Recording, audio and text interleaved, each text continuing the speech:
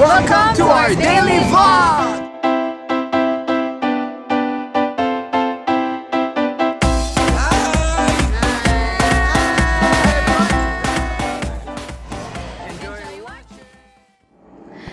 Good morning! Ayan, as usual, lalate na naman ako ng gising. Hindi ko sinunod yung alarm clock ko kasi ang lamig. Kaya nakapaghilamos na ako, shower na ako, and magsushoes na ako, and nakaprepare na rin yung coffee namin yan. Kita nyo ba? Tapos, yun lang, ewan ko kung na-upload yung vlog ko kahapon, kung umandar siya. Inaantay ko na lang si Heinz, tapos mag-gym ulit kami. Last day ng workout for this week. Tapos bukas, yun lang. Last day lang ng workout. Bukas gagala na naman kami. Hindi ko sure kung magkikita kami nila si Smitch or nila Kuya Jaman. Bukas namin malaman kung magkikita-kita kami or mamayang gabi. Yun lang. Tapos, ang lunch namin later is sandwich lang. Sige, later na lang guys. Mag-aayos muna ako para konti lang ang gagawin ko.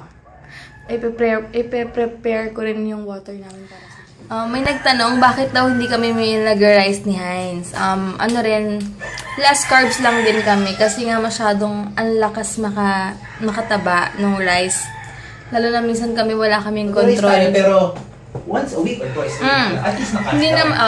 Kina-cut down lang namin, hindi talagang 100% na wala kaming rice. Siguro, kung mag-race kami Saturday, Sunday, or kalagitnaan na, hindi kami mag-gym. Pero kapag nag-gym kami... Saan man? Bali ka lang din pala. Hindi. Pag nag-workout lang kami, hindi nag-rice. Saan man? Kasi Si Mama magluluto. oo, yun nga. Oo, tama. Mamili pa tayo. Yes, tuwing nag-workout lang kami, dun kami hindi nag-rice. Tapos, sa hapon, ginagawa ko sandwich lang din, o kaya with fruits, ganyan. Depende kung nakabili ako ng fruits. Pero, nag-rice naman kami. Cut down lang din kahit papano kasi useless yung workout ka ng workout tapos kakain ka ng sobrang dami. O, hindi rin okay yun, di ba? Kaya, yun lang. Hi ka na. Hey, good morning! Coffee po tayo. To start trying to, kick your day. Excited na ako kasi ang haba ng pahinga niya. Sabi ni Mayri, dapat daw out of town daw kami. Wala kaming time mag-out of town kasi nakasked na yung gagawin namin. Wala pa. Ayan, nag-aayos na kami, tapos alis na kami. Ito, 100. Ha? Dala ka na extra para pag wala na kasi kaming tasty bread. Tasty bread. Teka, Ano ba dapat? Yung tubig. Tignan mo, nagpapanik siya ngayon late. Magsasanasot muna kami. Bakit? May LSS si Heinz. Ano yung LSS mo? LSS? Dashing through the snow in a one-heart open sleigh. What does we go? Paulit-ulit niya kinakata yan pagdating. Saan mo ba narinig yan? Sa jeep? Wala lang. Kasi paulit-ulit siya. Parang baliw lang. Oh, it's Christmas. Cute ng mga dog sa taas. Oh. Cute nila. Nagtataka ako. Very unusual kasi na may wala masyadong car dito. Usually, di ba, sunod-sunod yung kotse. Holiday pala kasi ngayon. Papal. Oo. Andito pa si Pope Francis, kaya wala masyadong pumapasok ng work. Oh. Grabe, wala talaga masyadong sasakyan. Good ball, Chris. Saan? Ayan. Mamaya pala ako SM, ha? Ayan. Lapit na kami. Wala masyadong nag-gym, walang car eh. Yippee!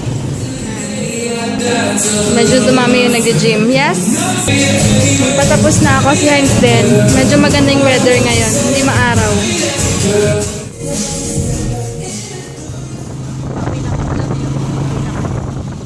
Bumili kami ng gardenia. Gardenia. Ano kami Retriever? Paano ba pag-pronounce yan? Gardenia? Gardenia. Gardenia. Ano ba retriever? Ito yung sirang Maynilad na ginagawa. Dito pala nagsimula. Ito food namin ngayon. May tomatoes, chicken. Ay, teka lang. Natabunan yung chicken. Ayan, chicken. Tapos, lettuce and, yun na, bread. May ranch na. Ito pala yung gamit namin. Super sarap. Di ako masyadong mahilig sa mga ganito, pero ito nagustuhan ko. Tsaka may nuggets kami. Naka-charge yung phone ko, kaya hindi ko masyadong, Maayos yung pagkuha yan. Basta yan. Hello! Kakaligo ka lang. Hindi ako aalis ngayon. Kasi sabi ni Heinz, bukas, since holiday din naman, walang courier or what. Kaya hindi ako aalis. Ngayon, gagawin ko lang, kakain lang ako, manonood lang ako ng TV. Kasi sabi ni Heinz, wag daw ako umalis since bukas pupunta rin naman kami ng SM. So, sabay na lang daw kami. Kaya kakain na lang ako. Ito yung food ko. Yan, ito yung food ko. Lettuce, bread pan na green, tapos yung dressing na ranch, and then with parmesan cheese. Kain! Puta man ako na yun. Tatawa ako buong maghapon. Wala akong ginawa kundi kumain, matulog. Nanonood din ako nung kay Pope Francis dun sa yung pundasyon ng MOA. Nakakatawa, naalala ko lang sobrang daming tao kasi. Dati, yung libing ni Cory Aquino, dun sa, Paranaque, naalala ko, nakikipagsiksikan din kami, nag-antay kami ng sobrang tagal, siguro mga 5 hours or 8 din kami nakaantay, nakatayo. Naalala ko lang yung mga tao, alam kong ganun din kasabik sila makita si Pope Francis na talagang maghapon nakaupo, nag-aantay lang, ganun. Naalala ko yung mga namin, yung mga gala namin ni Heinz. Kasi sabi namin part yun ng history yung kay Cory Aquino. Pero sayang to. Kahit naman hindi kami Catholic, natutuwa lang kami kay Pope Francis kasi nga sobrang simple niya, humble, tsaka wala siyang hindi niya masyadong gusto niya lahat magkasundo talaga. And wala siyang ano bang tawag doon? Wala siyang minimension na pang Catholic lang yun. Or basta lahat, pag dumating siya dito para sa lahat ng religion, gusto niya talaga lahat magkaisa. Nakakatuwa lang din. Kasi kahit anong religion mo, parang super napatutuwa ka sa kanya kasi napakabait niya, simple, at saka super approachable. Nakakatuwa lang. Hindi ako nakapag-vlog masyadong. Hindi ako umalis. Bukas, kasi nga, di ba sabi ko sa iyo, hindi ako umalis kasi bukas gagala rin kami. Same, doon din naman kami pupunta. So, useless din umalis ako ngayon. Kaya, muna ako, sabi ko nga, hugas muna ako ng mga ginamit ko kanina. Si Heinz pinapa-absent ko na.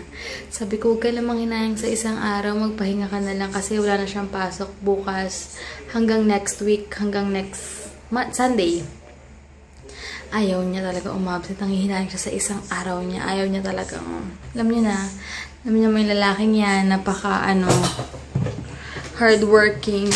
Isang araw lang pinanghihinayangan niya. Kaya, okay lang. Bahala siya. Para sa amin din naman. Sa bagay, pambayad din ng mga bills yung isang araw niya, diba? Sayang din. Sige guys, mag-ayos muna. Habang naliligo na si Heinz, prepare ko lang yung tuna sandwich niya. Ito yung tuna sandwich. Tapos, ito gusto daw niya with tomato. Yan, lagay ko yung tomato. Yan. And with lettuce daw. Ito yung kinain ko, hindi naubos kanina. Yan, ready na. And ayusin ko na rin yung water niya. Mga kailangan niya bago pumasok. Vitamins. Hindi ko na share sa inyo. May binigay na bedsheet si Mami. Gawa ng kapatid niya. Kaya lang, hindi kasha. Semi-double to eh. Tapos, yung luma namin na ito, papalaundry namin. Binalik na namin ulit yung dati naming bedsheet. Yung colorful. Yan, sayang dito kasha. Ang ganda pa naman ang color niya kasi red. Yan. Kumakain na siya. And inaayos ko yung page ko. Ang bagal lang phone ko kasi low-end na Samsung to. Ito talaga yung yung Facebook ko sa business ko. Yan talaga siya. Kaya lang 5K friends na, matagal na din ako makapag-accept ng mga friends. Pasensya na. Kasi alam ko 5K na to. Wait lang 5K friends na siya. Kaya sa page ko na lang kayo mag-like, na sa description box naman siya. Ayan, tagal ng wifi ngayon kasi nga daw for security purposes. So, kamusta naman to? Ang asawa ko? You really make a good tuna sandwich. Thanks, love. Welcome. Ay, welcome. Sarap. Welcome ba yun? Sabi ko, wala sa sarili. Baka magkasabay na yung vlog ko bukas ma-upload. So, pagpasensyahan nyo na napakabagal talaga ng connection ngayon. And end ko na yung vlog ko. Bukas na lang. Bye guys! Thank you for watching. Sana nag-enjoy kayo kahit ito lang ginawa ko today. Hindi talaga ako umalis. Tinamad na rin ako. Bukas babawi kami sa gala. And bukas onwards. Puro gala. Everyday gala yan. Kaya babawi ako. Bukas ko lang kukunin sa LBC yung mga, mga padala. Basta bukas na lang.